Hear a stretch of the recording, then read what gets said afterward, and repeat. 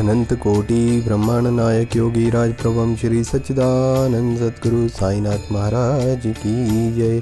प्रिय भक्तों, श्री साईं सच्चरित्र के अध्याय 33 को आज हम पढ़ेंगे, जिसमें ऊदी की महिमा, बिच्छू का डंक, प्लेग की गांठ, जामनेर का चमत्कार और नारायण राव, बाला बुवा सुतार, अप्पा साहिब कुलकर्णी, हरिबाऊ कर्णिक के बारे में बताया गया है। पूर्व अध्याय में गुरु की महानता का दिग्दर्शन कराया गया है। अब इस अध्याय में ऊदी के महात्म्य का वर्णन किया जाएगा। प्रस्तावना। आओ पहले हम संतों के चरणों में प्रणाम करें, जिनकी कृपा दृष्टि मात्र से समस्त पाप समूह भस्म होकर हमारे आचरण के दोष नष्ट हो जाएंगे। उनसे वार्तालाप करना हमारे लिए शिक्षाप्रद और अति आनंददायक है। वे अपने मन में यह मेरा और वह तुम्हारा ऐसा कोई भेद नहीं रखते और इस प्रकार के भेदभाव की कल्पना उनके हृदय में कभी भी उत्पन्न नहीं होती।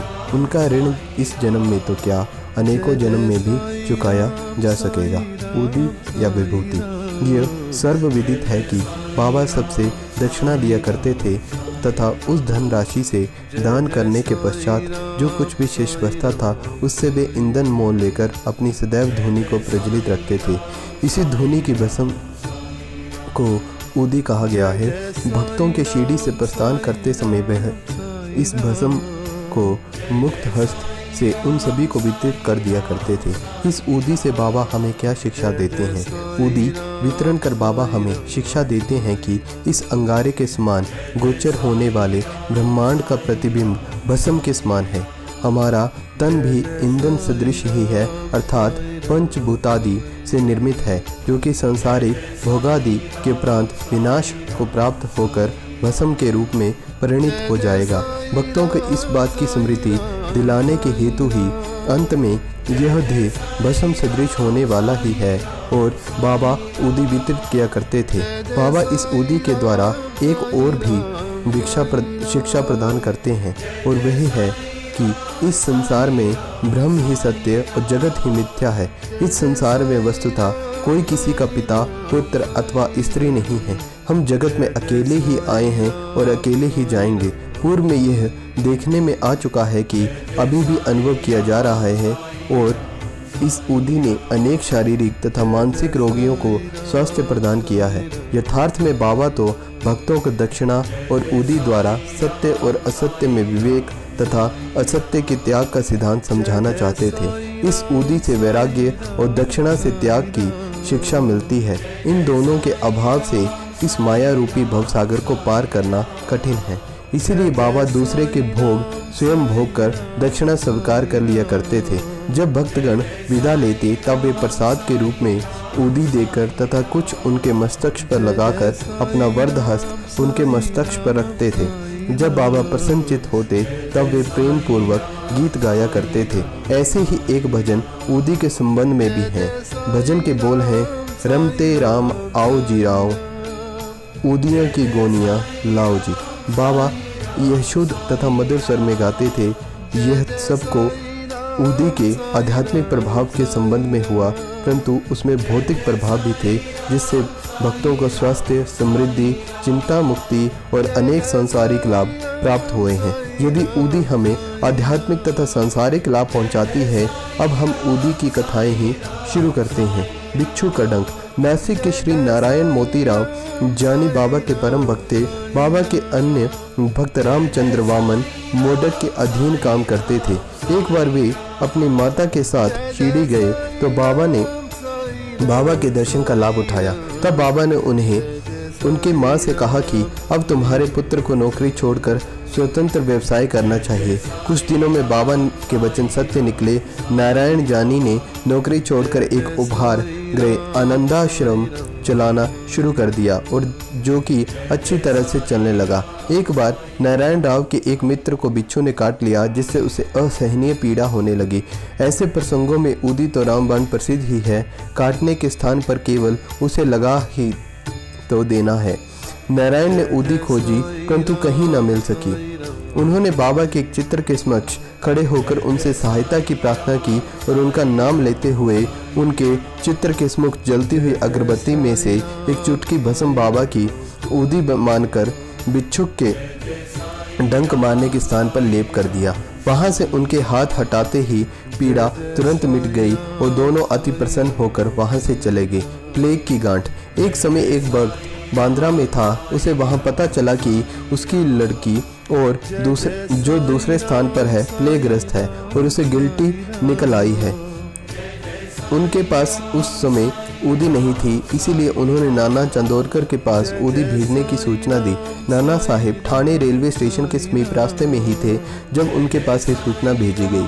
नाना साहिब ठाणे रेलवे स्टेशन के समीप रास्ते में ही थे और उनकी पत्नी सहित कल्याण जा रहे थे। उनके पास भी उस समय ऊदी न थी, इसीलिए उन्होंने सड़क पर से कुछ धूल उठाई और श्री साईं बाबा का ध्यान कर उनसे सहायता की प्रार्थना की और उस धूल को अपनी पत्नी के मस्तक पर लगा दिया। वे भक्त खड़े खड़े ये सब नाटक देख रहे थे। जब वह घर लौटा तो उसे जानकर अति हर्ष हुआ कि जिस समय से नाना साहिब ने ठाणे रेलवे स्टेशन के पास बाबा से सहायता प्रार्थना की, तभी से उनकी लड़की की स्थिति पर में पर्याप्त सुधार हो रहा था और जो कि गत 3 दिनों से पीड़ित थी। जामनेर का विलक्षण चमत्कार। सन 1904-5 में नाना साहिब चंदोरकर खानदेश जिले के जामनेर में मामलतदार थे। जामनेर शिरडी लगभग 100 से 300 मील दूर है। उनकी पुत्री नैना ताई गर्भावस्था में थी और प्रसव काल समीप ही था। उसकी स्थिति अति गंभीर थी और 2-3 दिनों में उसे प्रसव वेदना हो रही थी। नाना साहिब ने सभी संभव प्रयत्न किए, परंतु वे सब व्यर्थ ही सिद्ध हुए। तब उन्होंने बाबा का ध्यान किया और उनसे सहायता की प्रार्थना की। उस समय शिरडी में से एक रामगीर बुआ, जिन्हें बाबा बापू गिर बुआ के नाम से पुकारते थे, अपने घर खानदेश को लौट रहे थे। बाबा ने उन्हें अपने समीप बुलाकर कहा कि तुम घर लौटते समय थोड़ी देर के लिए जामनेर में उतरकर यह ऊदी और आरती श्री नाना साहिब को दे देना। रामगीर बुआ बोले कि मेरे पास केवल 2 ही रुपए हैं जो कठिनाई से जलगांव तक के किराए को ही प्राप्त होंगे। फिर ऐसी स्थिति में जलगांव से 30 मील दूर और आगे जाना मेरे लिए कैसे संभव हो सकेगा।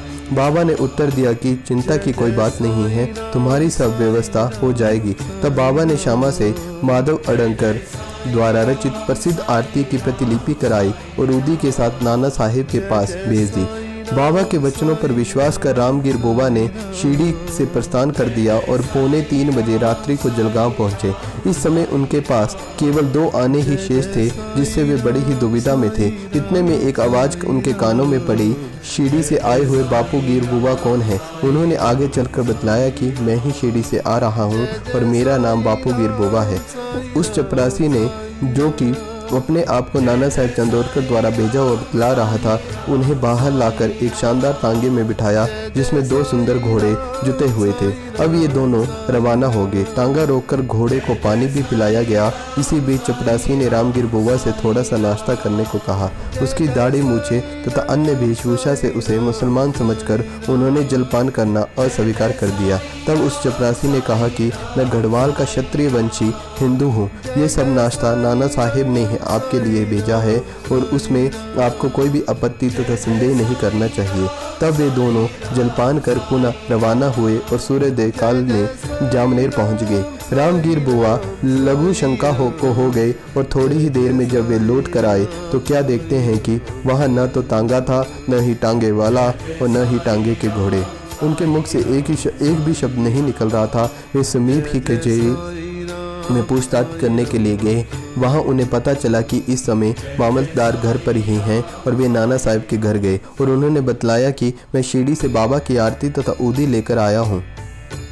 उस समय मैना ताई की स्थिति बहुत ही गंभीर थी और सभी को उसके लिए बड़ी ही चिंता थी। नाना साहिब ने अपनी पत्नी को बुलाकर ऊदी को जल में मिलाकर अपनी लड़की को पिला देने और आरती करने को कहा। उन्होंने सोचा कि बाबा की सहायता बड़ी ही सामयिक है। थोड़ी देर में समाचार प्राप्त हुआ कि प्रसव कुशलतापूर्वक होकर समस्त पीड़ा दूर हो गई है। जब रामगीर बुआ ने नाना साहिब को चपरासी, टांगा, जलपान आदि रेलवे स्टेशन पर भेजने के लिए धन्यवाद दिया तो नाना साहिब को यह सुनकर महान आश्चर्य हुआ कि वे कहने लगे कि मैंने तो कोई भी टांगा न ही चपरासी भेजा था, न ही मुझे शिरडी से आपके पधारने की कोई पूर्व सूचना ही थी। ठाणे के सेवनावृत श्री बी वही देव ने नाना साहिब चंदोरकर के पुत्र बापू साहिब चंदोरकर होकर और शिरडी के रामगिर बुवा से इस संबंध में बड़ी ही पूछताछ की और फिर संतुष्ट होकर श्री साई लीला पत्रिका भाग 13 में गद्य तथा पद्य में एक सुंदर रचना प्रकाशित की। श्री बी वही नरसिंह स्वामी ने भी मैनाताई, बापू साहेब चंदोरकर और रामगिर बुवा के कथन लिए हैं, जो क्रमशः 1 जून 1936, 16 सितंबर 1936 और 1 दिसंबर 1936 को छपे हैं, और ये सब उन्होंने अपनी पुस्तक भक्तों के अनुभव भाग 3 में प्रकाशित किए हैं। निम्नलिखित प्रश्न रामगिर बुवा के कथनानुसार उद्धृत हैं।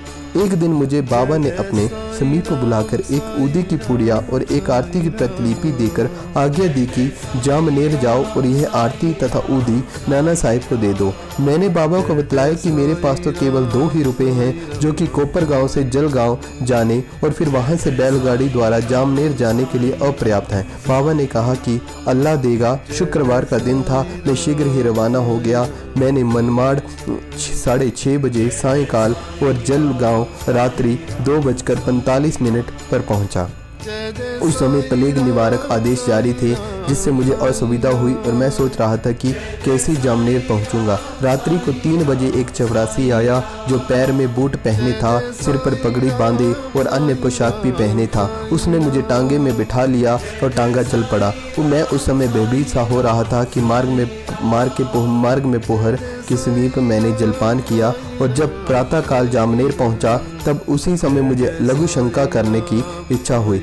जब मैं लौटकर वहां आया तब मैंने देखा कि वहां कुछ भी नहीं है।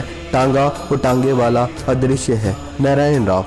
भक्त नारायण राव को बाबा के दर्शनों का 3 बार सौभाग्य प्राप्त हुआ। सन 1918 में बाबा के महासमाधि लेने के 3 वर्ष पश्चात ही वे शिरडी जाना चाहते थे, परंतु किसी कारणवश उनका जाना ही ना हो सका। बाबा के समाधि स्थल पर होने के 1 वर्ष के भीतर बाबा का ध्यान करना उन्होंने शुरू कर दिया। एक रात्रि को उन्हें स्वप्न हुआ, बाबा एक गुफा में से आते हुए दिखाई पड़े और सांत्वना देकर वे कहने लगे कि घबराओ नहीं, तुम्हें कल से आराम हो जाएगा और 1 सप्ताह में चलने फिरने लगोगे। ठीक उतरने ही समय में नारायण राव स्वस्थ हो गए, और अब ये प्रश्न विचारणीय है कि क्या बाबा देहधारी होने से जीवित कहलाते थे? क्या उन्होंने देह त्याग दी इसीलिए मृत हो गए? नहीं, बाबा अमर है क्योंकि वे जीवन और मृत्यु से परे हैं। एक बार भी अनन्य भाव से जो उनकी शरण में जाता है, वे कभी भी हो उसे वे सहायता पहुंचाते ही हैं। वे तो सदा हमारे साथ ही खड़े हैं, चाहे जैसा भी रूप लेकर भक्त के समक्ष प्रकट होकर उसकी इच्छा पूर्ण कर देते हैं। अप्पा साहेब कुलकर्णी। सन 1917 में अप्पा साहेब कुलकर्णी के शुभ दिन आए। उनका ठाणे को स्थानांतरण हो गया। उन्होंने बाला साहेब भाटे द्वारा प्राप्त बाबा के चित्र का पूजन करना शुरू कर दिया। उन्होंने सच्चे हृदय से पूजा की। वे हर दिन फूल, चंदन तथा नैवेद्य बाबा को अर्पित करते तथा उनके दर्शनों की बड़ी ही अभिलाषा रखते थे। इस संबंध में इतना तो कहा जा सकता है कि भावपूर्वक बाबा के चित्र को देखना ही बाबा के समक्ष प्रत्यक्ष दर्शन के सदृश है। नीचे लिखी कथा से यह बात स्पष्ट हो जाती है। बाल बुवा सुतार।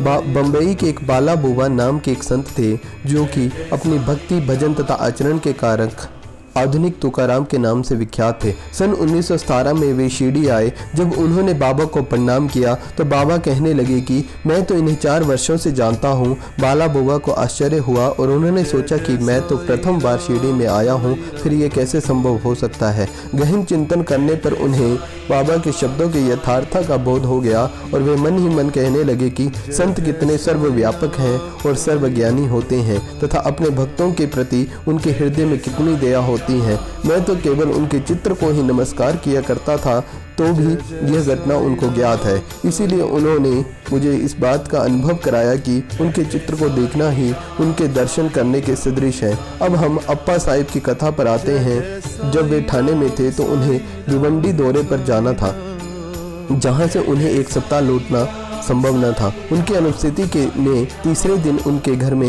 निम्नलिखित विचित्र घटना हुई। दोपहर के समय अप्पा साहब के घर पर एक फकीर आया, जिसकी आकृति बाबा के चित्र से ही मिलती जुलती थी। श्रीमती कुलकर्णी और उनके बच्चों ने उनसे पूछा कि आप शिरडी के श्री साईं बाबा तो नहीं हैं। इस पर उत्तर मिला कि वे तो साईं बाबा के आज्ञा कारी सेवक हैं और उनकी आज्ञा से आप लोगों की कुशल क्षेम पूछने के लिए आए हैं। फकीर ने दक्षिणा मांगी तो श्रीमती कुलकर्णी ने उन्हें 1 रुपया भेंट किया। तब फकीर ने ऊदी की एक पुड़िया देते हुए कहा कि इसे अपने पूजन में चित्र के साथ रखो। इतना कहकर वे वहां से चले गए और बाबा की अद्भुत लीलाएं सुनिए। भिवंडी में अप्पा साहब को थोड़ा सा घोड़ा बीमार हो गया, जिससे वे दौरे पर ना जा सके। तब उसी शाम वे घर लौट आए। घर आने पर उन्हें पत्नी के द्वारा फकीर के आगमन का समाचार प्राप्त हुआ। उन्हें मन में थोड़ी अशांति से हुई कि मैं फकीर के दर्शन से वंचित रह गया और पत्नी द्वारा केवल 1 रुपया दक्षिणा देने उन्हें अच्छा न लगा। वे कहने लगी कि यदि मैं उपस्थित होता तो मैं 10 रुपये से कम कभी न देता। तब वे भूखे ही फकीर की खोज में निकल गए। उन्होंने मस्जिद तथा अन्य कई स्थानों पर खोज की, परंतु उनकी खोज व्यर्थ ही निकली। पाठक अध्याय 32 में कही गई है कि बाबा के वचनों का स्मरण करे कि भूखे पेट ईश्वर की खोज नहीं करनी चाहिए। अप्पा साहब को शिक्षा मिल गई। भोजन के उपरांत जब वे अपने मित्र श्री चित्रे के साथ घूमने की ओर निकले तो तब थोड़ी ही दूर जाने पर उन्हें सामने से एक फकीर द्रुत गति से आता हुआ दिखलाई पड़ा। अप्पा साहब ने सोचा कि ये तो वही फकीर प्रतीत होता है कि जो मेरे घर पर आया था और उसकी छवि भी बाबा के ही चित्र के अनुरूप है। फकीर ने तुरंत ही बढ़ाकर दक्षिणा मांगी। अप्पा साहब ने उन्हें 1 रुपया दे दिया और तब वे और मांगने लगा। तब अप्पा साहब ने 2 रुपये दे दिए। तब भी उसे संतोष नहीं हुआ। उन्होंने अपने मित्र चित्रे से 3 रुपये उधार लेकर फिर भी वे मांगता रहा। तब अप्पा साहब ने उसे घर चलने को कहा। सब लोग घर गए और अप्पा साहब ने उन्हें 3 रुपये और दिए, अर्थात कुल 9 रुपये दिए गए। और फिर भी वह असंतुष्ट प्रतीत हुआ और मांगे ही जा रहा था। तब अप्पा साहब ने कहा कि मेरे पास तो 10 रुपये का नोट है। तब फकीर ने नोट ले लिया और वे सब रुपये वापस कर दिए। अप्पा साहब ने 10 रुपये देने को कहा था, इसलिए उनसे 10 रुपये ले लिए गए और बाबा द्वारा स्पर्शित बाकी रुपये उसे वापस सौंप दिए गए। अंक रुपये में अर्थपूर्ण है तथा नव विद्या भक्ति की ओर इंगित करते हैं। यहाँ ध्यान देने वाली बात है कि लक्ष्मीबाई को भी उन्होंने अंत समय में इतने ही रुपए दिए थे। ऊदी की पूड़ी खोलने पर अप्पा साहब ने देखा कि उसमें फूल के पत्ते तथा अक्षत हैं और जब वे कालांतर में सीढ़ी गए तो उन्हें बाबा ने अपना एक केश भी दिया। उन्होंने ऊदी और केश को एक ताबीज में रखा और उसे वे सदैव हाथ में बांधते थे। अब अप्पा साहब को ऊदी की शक्ति विदित हो चुकी थी। वे कुशाग्र बुद्धि के थे। प्रथम उन्हें 40 रुपये मासिक मिलते थे, परंतु बाबा की ऊदी और चित्र प्राप्त होने के पश्चात उनका वेतन कई गुना हो गया और उन्हें मान तथा यश भी मिला। इन अस्थायी आकर्षणों के अतिरिक्त उनकी आध्यात्मिक प्रगति भी शीघ्रता से होने लगी। इसीलिए सौभाग्यवश जिनके पास ऊदी है उन्हें स्नान करने के पश्चात मस्तक पर धारण करना चाहिए और कुछ जल में मिलाकर तीर्थ की तरह ग्रहण कर लेना चाहिए। हरिबाहु कर्णिक सन 1917 में गुरु पूर्णिमा के शुभ दिन दहाड़ू जिला ठाणे के हरिबाहु कर्णिक शिरडी आए और उन्होंने बाबा का यथाविधि पूजन किया। उन्होंने वस्तुएं तथा दक्षिणा आदि भेंट कर श्यामा के द्वारा बाबा से लौटने की आज्ञा प्राप्त की। वे मस्जिद की सीढ़ियों से उतर ही रहे थे। उन्हें विचार आया कि बाबा को 1 रुपया और अर्पण करना चाहिए। वे श्यामा को शमकेश से ये सूचना देना चाहते थे कि बाबा से जाने की आज्ञा प्राप्त नहीं हो चुकी है, इसीलिए मैं वापस लौटना नहीं चाहता हूँ। परंतु श्यामा का ध्यान उनकी ओर नहीं गया, इसीलिए वे घर को चल पड़े। मार्ग में वे नासिक में श्री कालराम के मंदिर में दर्शन को गए। संत नरहरि महाराज, जो कि मंदिर के मुख्य द्वार के भीतर बैठा करते थे, भक्तों को वहीं छोड़कर हरिबाऊ के पास आए और उनका हाथ पकड़कर कहने लगे कि मुझे मेरा रुपया दे दो। कर्णिक को बड़ा ही आश्चर्य हुआ और उन्होंने सहर्ष रुपया दे दिया। उन्हें विचार आया कि मैंने तो बाबा को रुपया देने का मन में संकल्प किया था और बाबा ने यह रुपया नासिक के नरहरि महाराज के द्वारा ले लिया। यह कथा से सिद्ध होता है कि सब संत अभिन्न हैं तथा वे किसी न किसी रूप में एक साथ ही कार्य किया करते हैं। तो प्रिय भक्तों, श्री साईं बाबा की कृपा से हमने इस अध्याय को भी पूर्ण कर लिया है। बोलिए श्री सच्चिदानंद सद्गुरु साईनाथ महाराज की जय।